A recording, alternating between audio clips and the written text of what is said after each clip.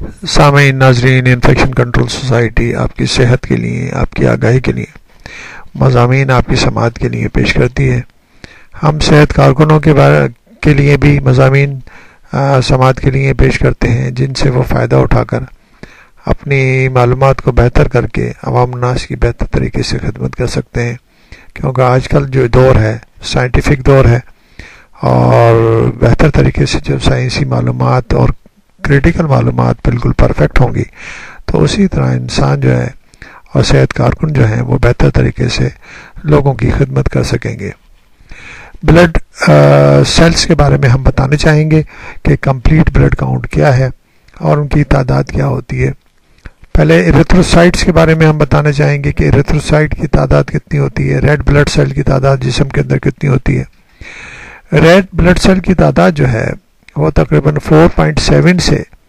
6.1 million پر cubic ملی metre کے قریب ہوتی ہے، اور یہ ہے مردوں کے اندر، اور خواتین میں 4.2 سے 5.4 ملین پر کیوبک ملی میٹر تعداد ہوتی ہے۔ ریڈ بلڈ سیل جو ہیں اس میں ہیموگلوبن جو ہے وہ موجود ہوتا ہے، اور وہ آکسیجن کو ایبزارپشن میں اور کاربن ڈائی آکسائڈ کی ایبزارپشن میں مدد دیتا ہے۔ میچور جو بلڈ ہوتے ہیں، بلڈ سیلز ہوتے ہیں، ریڈ بلڈ سیلز، اس میں نیوکلیس نہیں ہوتا، اور بھی آرگینلز جو ہیں وہ نہیں ہوتے، اور صرف اس میں ہیموگلوبن ہوتا ہے، اور وہ ہیموگلوبن جو ہے خاص مقصد کے لیے موجود ہوتا ہے۔ قدرت نے نیوکلیس جو ہے وہ ختم کر دیا ہے، جیسے جیسے سیل میچور ہوتا جاتا ہے نیوکلیس کا سائز جو ہے وہ کم ہوتا جاتا ہے، اور آخر میں نیوکلیس ختم ہو جاتا ہے۔ اور تو یہ قدرت نے اس کا نظام ایسا رکھا ہے ریڈ بلڈ سیل کا کہ وہ چھوٹی سی چھوٹی جگہ سے بھی پاس ہو جاتا ہے، جو کیپلریز ہوتی ہیں جسم کی۔ ریڈ بلڈ سیل جو ہے وہ خاص جو سیلز ہیں، اور جو اینڈوتھیلیل لائننگ ہے جو بلڈ ویسل کی، اس کے حساب سے وہ بہت جو چکنی لائننگ ہے بلڈ ویسلز کی، بہت آسانی سے اس کے اندر سے وہ پاس ہوتا ہے۔ بلڈ سیلز کے اوپر یعنی کہ ریڈ بلڈ سیل پہ کچھ گلائکو پروٹینز موجود ہوتے ہیں، جس کی وجہ سے بلڈ جو ہے بلڈ سیلز کو مختلف گروپ میں، بلڈ گروپس میں ترتیب دیا جا سکتا ہے، اور ان گلائکو پروٹینز کی وجہ سے ریڈ بلڈ سیلز کی وجہ سے، ریڈ بلڈ سیلز کے اوپر جو گلائکو پروٹین ہوتے ہیں ان کی وجہ سے بلڈ کو بلڈ گروپس میں ڈیوائیڈ کیا جاتا ہے، ڈیفرنٹ بلڈ گروپ ٹائپ میں، جو کہ ہم آپ کو بتانا چاہیں گے، جس میں جو ہے نا group A, group B, group A B اور گروپ او۔ تو اس کے حساب سے 4 یعنی کہ میجر گروپ ہو جاتے ہیں، اور ان کے جو ہے نا نگیٹو اور پازیٹیو جو ہے، A negative A positive, B positive B negative, A B positive A B negative, اور O positive O B negative, وہ ریسس فیکٹر کی کو شامل کر کے نگیٹو پازیٹیو بلڈ گروپ بنتے ہیں۔ اس طرح چاروں جو بلڈ گروپ ہیں ان کے نگیٹو اور پازیٹیو ہوتے ہیں، تو اس طرح تقریباً 8 میجر گروپس بن جاتے ہیں۔ جو پروپورشن ہے اس کے اندر بلڈ سیلز کا، اس میں جو سب سے زیادہ ریڈ سیل جو ہوتے ہیں بلڈ کے اندر موجود ہوتے ہیں، اور ہیمیٹوکریٹ یعنی کہ سالڈ والیوم جو ہے ریڈ بلڈ سیل کا، اس کو ہیمیٹوکریٹ کہتے ہیں، اور اس کو جو ہے نا 45% ہوتا ہے۔ اگر ہم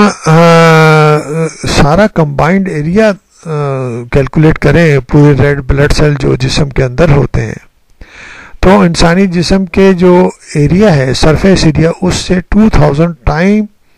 زیادہ اس کا ایریا بنے گا۔ آپ اندازہ کر سکتے ہیں قدرت نے کس طرح نظام یہ بنایا ہے ریڈ سیل کا، کہ انسان کے جسم کے اوپر کے حصے سے کے رقبے کے حساب سے ریڈ بلڈ سیل کا رقبہ جو ہے، ایریا جو ہے وہ 2000 ٹائم زیادہ ہوتا ہے۔ تو یہ اتنی بڑی سرفیس ہوتی ہے جس کے ذریعے آکسیجن ایبزارب ہوتی ہے، اور اتنی ہی بڑی سرفیس ہوتی ہے جو کہ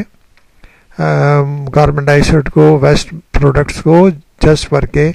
باہر نکالنے میں مدد دیتی ہے۔ لیکوسائٹ جو ہیں وہ 4000 سے 11000 لیکوسائٹ ہوتے ہیں بلڈ سرکولیشن کے اندر پر کیوبک ملی میٹر، اور وائٹ بلڈ سیل جو ہیں وہ امیون سسٹم کا حصہ ہوتے ہیں، اور یہ جو ہیں یہ جتنے بھی بیکٹیریاز ہیں یا اور جو ہے اولڈ مٹیریل ہے یا ٹوٹے پھوٹے سیلز ہیں جسم کے اندر، ان کو ٹھکانے لگانے کا کام کرتے ہیں، پیتھوجنس کو ٹھکانے لگانے کا کام کرتے ہیں، ان کو ختم کرتے ہیں۔ تو یہ جو ہے، اور اسی طرح یہ ہے کہ اگر لیکوسائٹ ایک دم جسم میں انکریز ہونے شروع ہو جائیں یا ان کی تعداد بڑھنے لگے تو اس کنڈیشن کو لیوکیمیا کہتے ہیں، جو کہ کینسر کی ایک قسم ہے۔ اس کے بارے میں ڈیٹیل میں ہم الگ سے مضمون میں آپ کو بتائیں گے۔ تیسرے قسم کے جو سیل ہیں جو ان کو تھرومبوسائٹ کہتے ہیں۔ تھرومبوسائٹ کو پلیٹلیٹ بھی کہا جاتا ہے۔ ان کی تعداد جو ہے تقریباً 200,000 سے 500,000 تک ایک نارمل طور پر ہوتی ہے پر کیوبک ملی میٹر، اور اس کا کام جو ہے کلاٹنگ، یعنی کہ جسم میں خون کو جمانے کی خاصیت ان کی ہوتی ہے۔ جہاں پر بھی اندرونی طور پر کہیں خون کی نالیاں کھردری ہو جائیں گی یا ٹوٹ پھوٹ ہو جائے گی تو یہ وہاں پر جو ہے ریپیئر کا کام انجام دیتے ہیں، وہاں پر جا کے جمنے شروع ہو جاتے ہیں، وہاں پر کلاٹنگ کرتے ہیں، وہاں پر کوگولیشن کرتے ہیں، اور اس کے بعد جو ہے اس میں چینجز آتی ہیں اور فبرینوجن جو ہے وہ فبرین میں کنورٹ ہو جاتی ہے۔ فبرین جو ہے ایک جالی اور جال اور میش بناتی ہے جس کے اندر ریڈ بلڈ سیلز اور وائٹ بلڈ سیل انٹینگل ہو جاتے ہیں وہاں پر، اور کلاٹ بن جاتا ہے۔ تو یہ فرسٹ ریپیریٹیو پروسیس ہے، نارمل پروسیس ہے